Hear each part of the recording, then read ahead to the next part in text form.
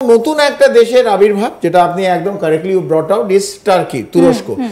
এবং তার যে হেড ইব্রাহিম কালিন, উনি আবার ইরোদাগান, মানে ওনার তুরস্কের যে হেড, টার্কির হেডকে উনি কমপ্লিট এই ইন্টেলিজেন্সের ব্রিফ করে, এবং কীরকমভাবে ইন্টারনাল ইন্টেলিজেন্স এবং এক্সটার্নালি, এবং কোন কোন দেশের সঙ্গে ওরা যোগাযোগ করবে, কিভাবে এগিয়ে নিয়ে যাবে।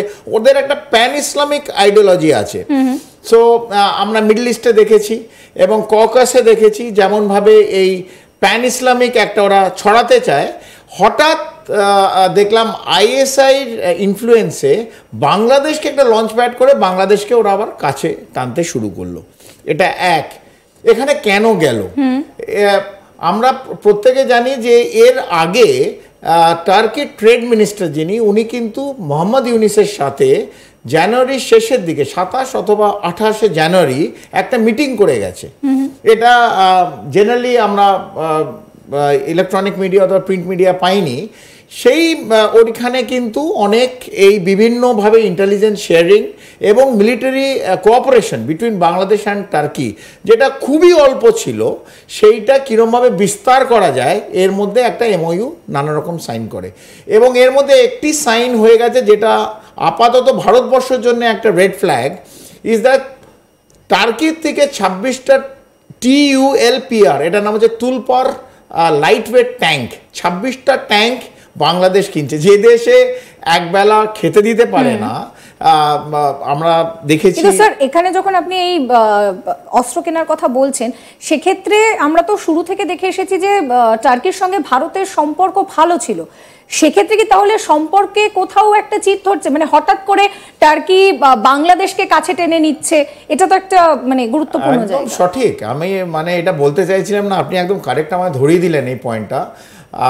বলতে এটা দেখুন, এটা আমার পার্সোনাল ওপিনিয়ন, আমার বলতে কোনো দ্বিধা নেই। ভারতের দিল্লির মসনদে যারা বসে আছে এবং ডিপ্লোম্যাটিক যে জিনিসটা দেখছে, মিনিস্ট্রি অফ এক্সটার্নাল অ্যাফেয়ার্স, আমার মনে হয় যেমন বাংলাদেশের এই যে 5ই অগস্টের পর তক্তাপলট হলো এবং শেখ হাসিনাকে রাইট টাইমে আমরা কোনো ওয়ার্নিং দিতে পারিনি ভারতবর্ষ, আমাদের বন্ধু দেশ বা বাংলাদেশ, এবং টার্কি, আপনি যেটা একদম rightly you have brought out, যে টার্কির সঙ্গে আমাদের একটা বন্ধুত্ব সম্পর্ক এই রাষ্ট্রের সঙ্গে। কিন্তু আপাতত আমরা দেখছি টার্কি এই দূরে চলে যাচ্ছে এবং আইএসআইর সঙ্গে একটা ক্লোজ নিট ইন্টেলিজেন্স শেয়ারিং হচ্ছে।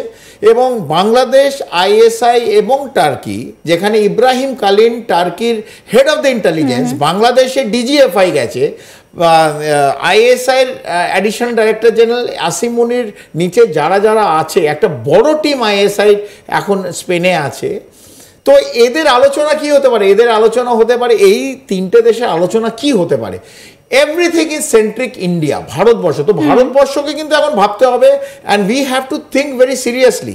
এই যে ডেভেলপমেন্ট আস্তে আস্তে আস্তে আস্তে হচ্ছে, ধরুন এই লালমনিরহাটে যখন মোহাম্মদ ইউনিস গেল চায়নায়, সেখান থেকে আমরা একটা সূত্রের থেকে খবর পেলাম ওখানে একটা এয়ারফোর্স বেস বানাবার জন্য আহ্বান করেছে। J-17 চায়না 3টে স্কোয়াড্রন বাংলাদেশে আসবে এবং ট্রেনিংয়ের নাম করে ওরা ট্রেনিং দেবে বলে 4টে জায়গা আসবে। এটা আপনারা দেখিয়েছেন আজ তাক বাংলায়। এই যে ডেভেলপমেন্টগুলো হচ্ছে, this are not good development for India. আমি ভারতবর্ষের নাগরিক, আমাকে এখানে দেখতে হবে what is good for my nation, আমার রাষ্ট্রের জন্য কি ভালো। আমি কার সঙ্গে ভালো ছিল, টার্কির সঙ্গে ভালো ছিল, অথবা শ্রীলঙ্কার সঙ্গে আমার খুব ভালো, কিন্তু এইদিকে সবাই একসঙ্গে হয়ে ভারতের পেছন থেকে একটা ফন্দি এঁটে ভারতকে একটা সাংঘাতিক খেলায় নামবে, আর ভারত চুপচাপে আমি কূটনীতির জন্য আমি সবাইকে বলবো ভালো ভালো, এই জিনিস চলতে পারে না। আমেরিকায় আজকে যেরকম ট্রাম্প গর্জে উঠেছে, সে চায়না হোক অথবা ভারতবর্ষই বা হোক, এবং বিভিন্ন কানাডা হোক, মেক্সিকো হোক, ট্রাম্প আমেরিকার ভালো কি খারাপের থেকে আমেরিকার রাষ্ট্রের জন্য কি ভালো তার জন্য এগিয়ে গেছে। ভারতকে কিন্তু সেই জায়গায় ভারতের কথা ভাবতে হবে। যেখানে স্পেনে গিয়ে ইউরোপিয়ান ইউনিয়নের সঙ্গে আমাদের একটা ভারতের সঙ্গে সমস্ত দেশের সঙ্গে একটা সখ্যতা আছে, অল ন্যাটো, সেইখানে আমরা জানি যে মিনিস্ট্রি অফ এক্সটার্নাল অ্যাফেয়ার্স এত ডিপ্লোম্যাসিতে এগিয়ে আছে, বিশ্বে এখন নরেন্দ্র মোদীকে বিশ্ব গুরু বলা হয়। সেখানে আমি দেখছি সেই যে টার্কি, পাকিস্তান, বাংলাদেশ, এরা যে একত্রিতভাবে বসে ভারতের বিরুদ্ধে প্ল্যান করছে, বিশেষ করে 7 sisters and West Bengal, this is a point of contention, এটাকে একটা রেড ফ্ল্যাগ আমাদের প্রত্যেকে দেওয়া উচিত। স্যার এইখানে যেহেতু আমরা এই অস্ত্র নিয়ে একটুখানি কথা বলছিলাম, সেক্ষেত্রে দাঁড়িয়ে এই যে টার্কি হঠাৎ করে বাংলাদেশের প্রতি এতটা ইন্টারেস্ট শো করছে, কেন শো করছে? মানে হঠাৎ করে টার্কির কেন এই ইন্টারেস্টটা আসছে যে বাংলাদেশে সে অস্ত্রটা দিচ্ছে? টার্কির এই জন্যই আসছে, টার্কি একটা প্যান ইসলামিক ওদের আইডিওলজি আছে। আমি বললাম মিডল ইস্টে ওরা একই ঘটনা ঘটিয়েছে, ককাস যে দেশগুলো আছে সেইখানে ককাসাস দেশগুলো একই ঘটনা ঘটিয়েছে। এবার একইভাবে বাংলাদেশকে একটা লঞ্চ প্যাড পেয়েছে, লঞ্চ প্যাডটা কে তুলে দিচ্ছে? আইএসআই টার্কির হাতে তুলে দিচ্ছে। টার্কির কাছে কি আছে? টার্কির কাছে অনেক অস্ত্র আছে, টার্কির কাছে লেটেস্ট ইউএভিস আছে, সেগুলো Bangladesh will be a biggest buyer, যারা ভারতের বিরুদ্ধে এগুলো ইউজ করতে পারবে। এবং আমি আপনাকে যেমন বললাম 26টা টুল পাওয়ার ট্যাঙ্ক বাংলাদেশ যারা একবেলা খেতে পাচ্ছে না, the GDP is the lowest, per capital is the lowest. এই যে রোহিঙ্গা ক্যাম্প যেগুলো আছে চট্টগ্রামে, তাদের মানে $12 পার রোহিঙ্গা পেতো, এড পেতো ফ্রম ইউএন, ওটা এখন $6 করে দিয়েছে। খাওয়ার নেই বাংলাদেশে। সেই জায়গা থেকে এখন যদি তারা অস্ত্র কিনতে শুরু করে, ট্যাঙ্ক কিনতে শুরু করে, ইউএভি কিনেছে TB2, এই যখন আমরা এই TB2 নিয়ে নিশ্চয়ই কথা বলবো।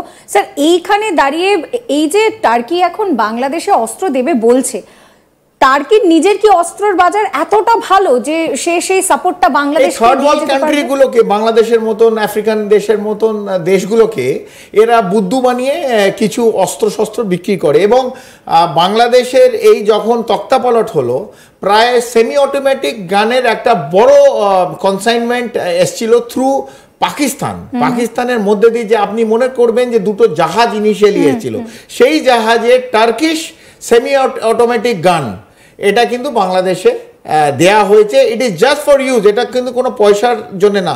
এটা কোথায় ইউজ হবে, কীরকমভাবে ইউজ হবে আমরা জানি না, তবে এটা একটা huge consignment of semi automatic গান, টার্কিশ গান, সেটা কিন্তু পাকিস্তানের মাধ্যম দিয়ে, আইএসের মাধ্যম দিয়ে জাহাজ করে চট্টগ্রামে পাঠানো হয়। এক, দ্বিতীয়ত টার্কির একটা বিভিন্ন এজেন্সিস, এই যে মানে এক্সটার্নাল এজেন্সিস, ইন্টেলিজেন্স এজেন্সির অনেক অফিসার্স এখন কিন্তু বাংলাদেশের মধ্যে। এবং আমরা দেখেছি আইএসআইর এজেন্সির অফিসার রংপুর, লালমনিরহাট অথবা চট্টগ্রাম, এই বিভিন্ন সেন্সিটিভ এরিয়া যেটা ভারতের জন্য সেন্সিটিভ, এইসব এরিয়ায় ঘুরে বেড়াচ্ছে। কেন ঘুরবে?